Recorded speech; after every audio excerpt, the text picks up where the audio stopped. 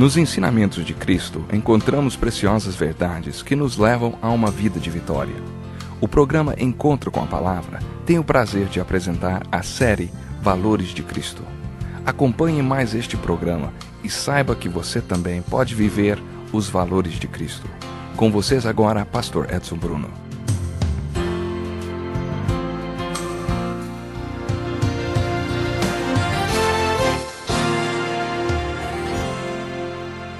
Quando Jesus voltou, uma multidão o recebeu com alegria, pois todos o esperavam. Então, um homem chamado Jairo, dirigente da sinagoga, veio e colocou-se aos pés de Jesus, implorando-lhe que fosse à sua casa, porque sua única filha, de cerca de 12 anos, estava à morte. Estando Jesus a caminho, a multidão o comprimia, e estando ali uma certa mulher que havia 12 anos, vinha sofrendo de hemorragia e gastara tudo que tinha com os médicos, mas ninguém podia curá-la. Ela chegou por trás dele, tocou a borda do seu manto e imediatamente cessou sua hemorragia. "Quem tocou em mim?" perguntou Jesus. Como todos negassem, Pedro disse: "Mestre, a multidão se aglomera e te comprime." Mas Jesus disse: "Alguém tocou em mim, eu sei que de mim saiu o poder." Então a mulher, vendo que não conseguiria passar despercebida, veio tremendo e colocou-se aos pés de Jesus. Na presença de todo o povo, contou por que tinha tocado nele e como fora instantaneamente curada. Então ele lhe disse: "Filha, a tua fé te curou. Vá em paz." Seja bem-vindo a mais um estudo dos valores de Cristo. Estamos identificando o sistema de valores de Cristo através dos evangelhos. Jesus estabeleceu alguns valores e os pôs como suas prioridades durante o tempo em que exerceu o seu ministério na terra. Dizem que devemos estabelecer prioridades para nossas vidas e dedicar nosso tempo e energia no cumprimento delas. Pode ser difícil para nós mantermos nossas prioridades, mas Jesus nunca perdia o foco de suas prioridades. O que vemos nessa história é que mais uma vez Jesus mostrou o valor que dava aos quebrantados e feridos. Só que ali havia um problema: 2 feridos. Um pai desesperado porque sua única filha de 12 anos estava à beira da morte, e esta mulher que sofria desta hemorragia fazia já 12 anos. Ela já tinha gastado todo o seu dinheiro com médicos, nem conseguiu um resultado positivo. E não conseguiu mesmo. No seu evangelho, Marcos chega a comentar que ao invés de melhorar, a mulher tinha piorado. Aquela mulher tinha uma doença iatrogênica, ou seja, que havia piorado por causa do tratamento médico. Os médicos já tinham feito tudo o que podiam, mas só ajudaram a piorar o estado da mulher. Aqui estão estas 2 pessoas feridas e Jesus, como homem, não podia estar em 2 lugares ao mesmo tempo. Tem horas que os pastores gostariam que a igreja entendesse isso. Às vezes as pessoas chegam a perguntar: "Pastor, onde o senhor estava? Procurei o senhor a tarde inteira e não o encontrei. Onde é que o senhor estava, pastor?" Acontece que ele não é 2, e enquanto está atendendo um membro da igreja, não consegue atender o outro. Jesus também passou pela mesma coisa nesta ocasião. Mas Jesus tinha seus valores bem firmados e suas prioridades bem estabelecidas, e por isso ministrou primeiro para a mulher e depois foi atender o pai. Se encarássemos esta situação sob a perspectiva humana, diríamos que Jesus era apenas um carpinteiro de Nazaré sem nenhuma credencial, e aquele pai era um dos dirigentes da sinagoga. Talvez qualquer um de nós usaria a lógica inversa e atenderia primeiro o pai e depois a mulher, que não era ninguém importante. Na verdade, ela era uma rejeitada pela sociedade. No livro de Levítico lemos que uma mulher naquelas condições não podia nem sequer ser tocada por alguém, jamais tocar em outras pessoas. Pela maneira como Jesus tratou do assunto naquele dia, aquela mulher era sua prioridade. Talvez ele até pensasse que aquele pai já tinha tido 12 anos de luz e aquela mulher vivia em trevas. Havia 12 anos. Minha esposa e eu temos 2 filhos e 3 filhas. O que percebemos é que criar meninos é completamente diferente de criar meninas. Uma menininha na família ilumina toda a casa. Como ela, é como se todos os dias fossem dias de sol, essa é a verdade. Aquele homem já tinha vivido 12 anos com sua menina cheia de luz, enquanto a mulher havia 12 anos e estava na escuridão. Imagine o tipo de vida que aquela mulher estava tendo naquelas condições. Por isso Jesus não teve dúvidas ao estabelecer a mulher como sua prioridade número 1 e o dirigente da sinagoga como prioridade número 2. Mas se continuarmos a leitura do texto, veremos que Jesus acabou acudindo ao homem também. Jesus deu valor à agonia do coração daquele pai desesperado e foi atender ao seu chamado. Quando Jesus chegou à casa de Jairo, soube que a menina já tinha morrido. Jesus acabou ressuscitando-a. Que maravilha isso, hein? Que milagre maravilhoso! Mas além deste milagre muito importante, observamos como Jesus dava valor aos feridos. Aquele pai estava ferido, seu coração estava partido, porque sua filhinha estava morrendo. Mas e a mulher?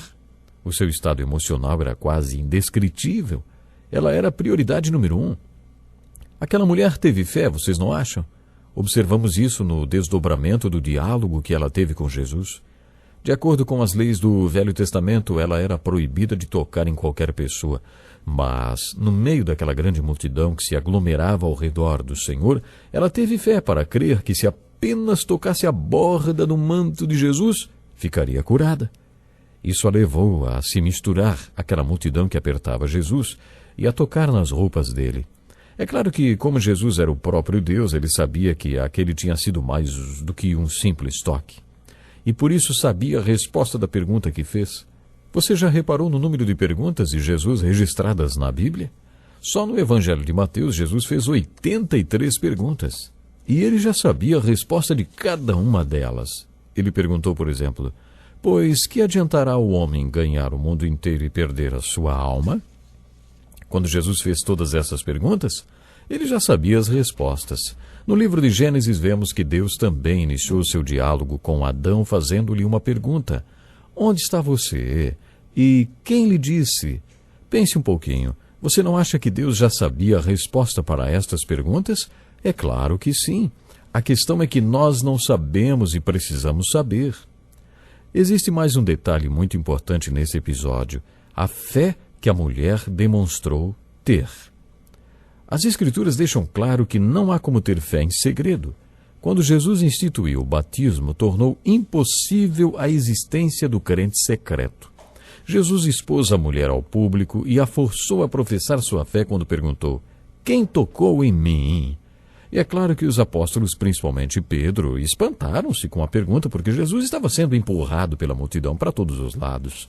Mas Jesus disse: alguém tocou em mim.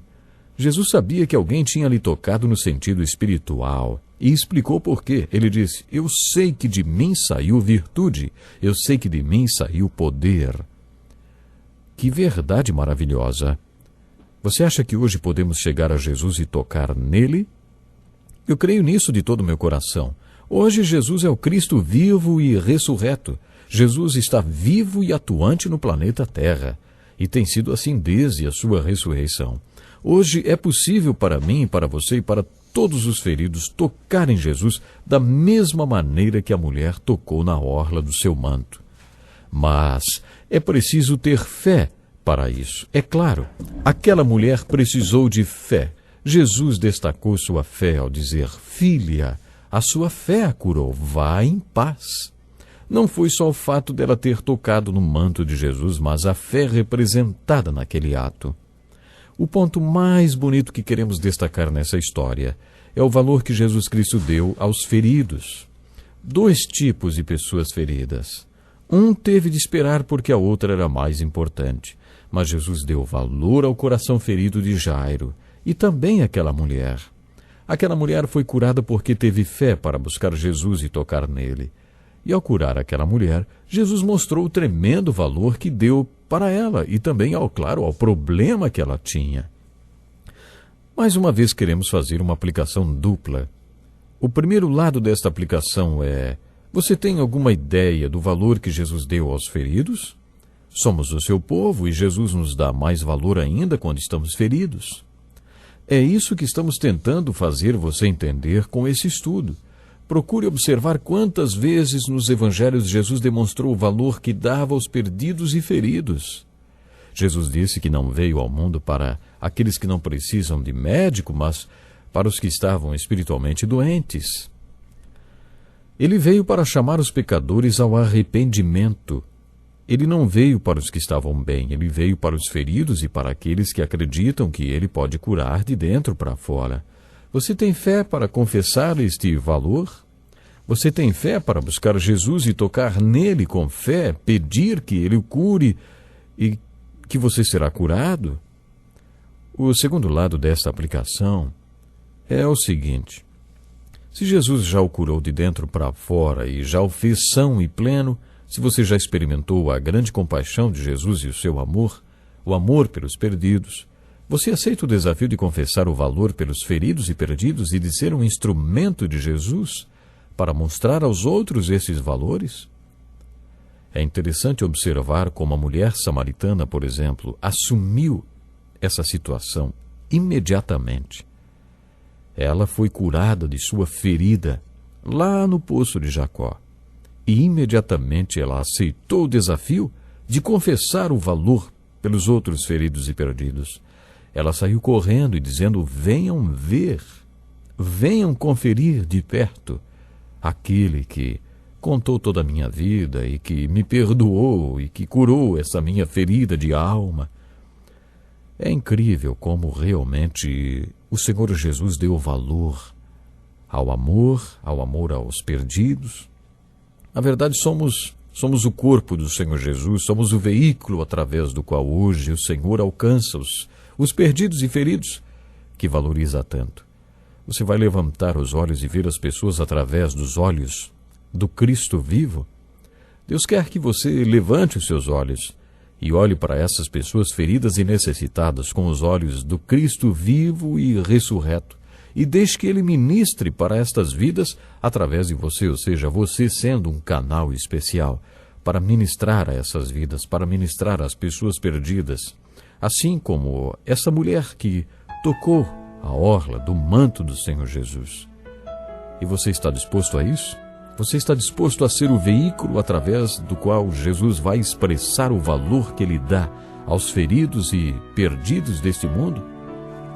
Saiba de uma coisa, meu ouvinte: o Senhor Jesus quer usar você. Ele quer fazer de você um verdadeiro vaso, um vaso de bênçãos, para abençoar outras vidas, para abençoar outros feridos, para aqueles que se sentem perdidos. Ficamos por aqui hoje. Até o próximo programa.